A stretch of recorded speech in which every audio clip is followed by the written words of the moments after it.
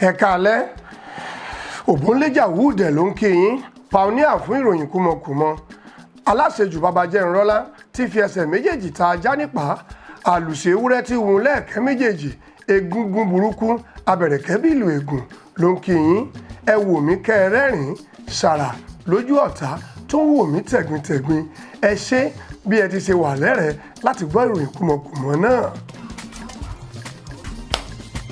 Kò ṣẹlẹ̀ rí o Muhammadu Buhari yóò ṣe ìgbéyàwó tipátipá ní ṣọ́ọ̀ṣì Guru Maharaji. Ayé mi tèmi bá mi. Wọ́n ní Gbénga Adéyínká the first ló máa ṣe MC níbẹ̀. Àti mo ti rí first lady tí wọ́n pariwo ní Aso Rock lánàá òwe nǹkan máa ṣẹlẹ̀.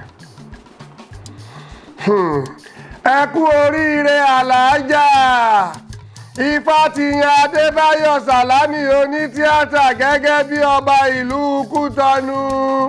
Will you keep quiet?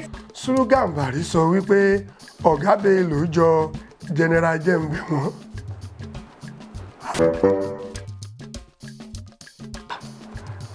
General Jembe wọn ọ̀gá Bello ẹni ìwé lè ní rísìn.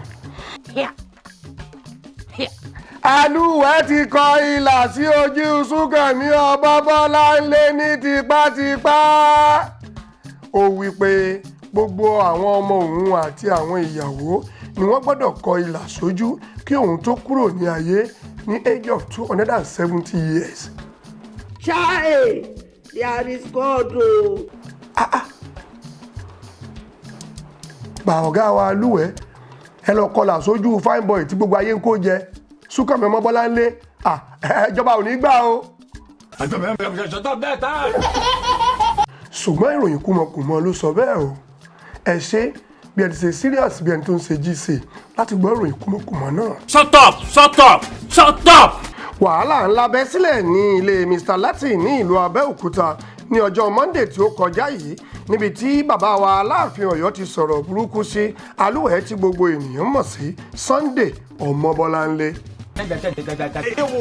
Bí ìjà tí ó wà láàrin Boko Haram àti ìlú Nàìjíríà ní ìjà tí ó wà láàrin Alúwẹ̀ àti ọmọ rẹ̀ Súnkànmí Ọmọbọ́láńlé ṣe rí ní iwájú ilé Aláàfin Ọ̀yọ́ ní ìlú Ọ̀yọ́ ní iwájú ẹ̀rọ palace ni mo fẹ́ wí.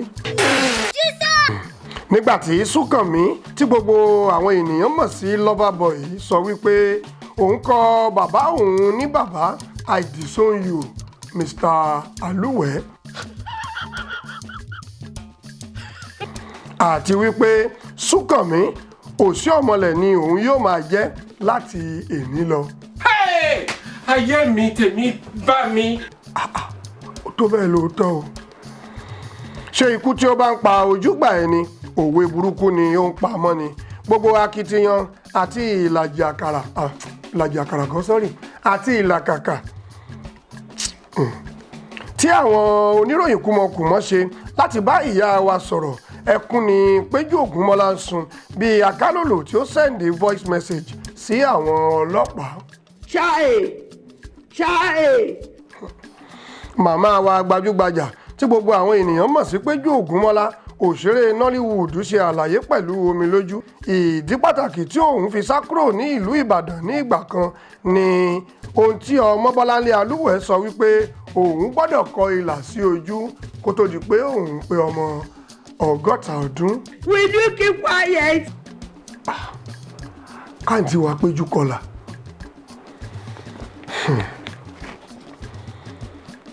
Àǹtí wa Péjú Ògúnmọ́lá sọ ọ̀rọ̀ yìí di ìjà èyí ló mú kí ìyá wa Péjú Ògúnmọ́lá pe Ọláìyá ní àgbàyà ní inú mọ́sálásí kan ní ìlú Àkútè. Ẹ má wọ́rì bí mo ṣe ń làágùn ìròyìn yẹn ló le díẹ̀. You only you waka come. Okay. Gbogbo àtúnṣe tí Mr. Latin Mr. Abelare ọ̀gá Bello àti Màmá Òṣogbo ń gbìyànjú láti ṣe látàrí pé kí Péjú Ògúnmọ́lá má fi Alúwẹ̀ sílẹ̀ nítorí ìlà ló já sí kò sọ̀rọ̀ ńbẹ̀ wọn kì í kọlà ní ìran wa. Ẹ ṣé ìròyìn kúmọkùmọ lẹ̀ ń gbọ́ ẹ máa gbọ́n mu. Èyí ló mú kí Ọlámídé Bàdóò Wizkid pupa àti Jìgan bàbá olè Jìgan bàbá ọjà rawọ́ ẹ̀bẹ̀ sí ààrẹ orílẹ̀-èdè yìí Olúwa Muhammadu Buhari pé kí wọ́n sún ọjọ́ ìgbéyàwó tiwọn sí ọ̀sẹ̀ tí ó ń bọ̀ nítorí wípé corporate picture yóò rìlíìsì Kòtò Ọ̀run part 7 ní ìlú Ìdúmọ̀tà. Súnkànmí Òsíọ̀mọlẹ̀ tí gbogbo ènìyàn mọ̀ sí ọmọ Bọ́láńlé tẹ́lẹ̀ kí ó tó pa orúkọ dà wá sọ wípé òun fi orí ọba Aláké búra òun kò ní la ẹnu òun kí olóyè Sanyẹ̀rì mọ́ títí tí ayé yóò fi parẹ́. Súnkànmí kí ni Sanyẹ̀rì ṣe fún ẹ? Ókè òun rò pé bóyá wọ́n ṣe mítìn lórí ọ̀rọ̀ ìlà. Okay, tani. Hey! Wait. Okay, continue. Wọ́n ní bí párí ọmọ ẹranko kò bá bàjẹ́ tọ́mọ ènìyàn kò lè dùn àti pé ọ̀rọ̀ tí ó ń pa olóko lẹ́kún ni àparò corporate fi ń rín ẹ̀rín. Èyí ló mú kí corporate picture pé bàbá Ìjẹ̀ṣà onítíátà pé kí ó kọ ìtàn kan kí ó sì sọ orúkọ rẹ̀ ní Súnkànmí Kọlà. Ẹ̀fẹ́ sáré release kan nìyẹn ìyẹn náà nice corporate. So ó lè má jẹ́ níyìn ni àrídé ní ti ìròyìn kúmọkùmọ ti ọ̀sẹ̀ yìí. Ọmọ Bọ́láńlé Alúwẹ̀ ni ó kọ ìròyìn yìí sílẹ̀ nígbà tí màmá wa Wúràọlá tú ní èdè Yorùbá sí èdè abínibí. Èmi ọmọ yín Yánkan bí ọgbẹ́ aláṣejù bàbá Jẹ́nrọ́lá tí fi ẹsẹ̀ méjèèjì ta ajá nípa ni mo kà á fúlẹ́ńtìlẹ̀ sí etí ìwòran yín. Gbogbo wa ni kí ẹ mú o. Tó ó wù ní kí a pa ajá ní Mùṣin àwọn Kàlàbá ni kò jẹ́ o. Ìyókù tún di ní ọjọ́ méje imú yín ni kí ẹ máa fi mí o. Ẹ dákun ẹ má ṣe gbàgbé láti subscribe kí ẹ share kí ẹ dẹ̀ comment lórí Bàbá Ìjẹ̀ṣà TV.